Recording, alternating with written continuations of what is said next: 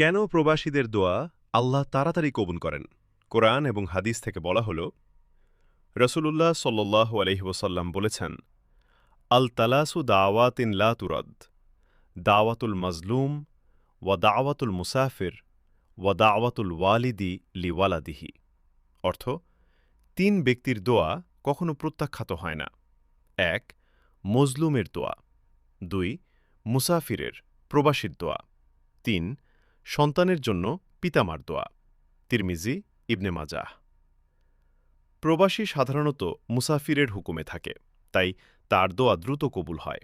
আল্লাহ বলেন, ওয়াইদা সাআলাকা ইবাদি আন্নি ফাইন্নি করিবুন উজিবু দাওয়াতা দাই ইদা দাআন। অর্থ, আমার বান্দারা যখন তোমার কাছে আমার সম্পর্কে জিজ্ঞেস করে, আমি তো খুব কাছেই, ডাকলে আমি দোয়া কবুল করি। সূরা আল বাকারা ১৮৬।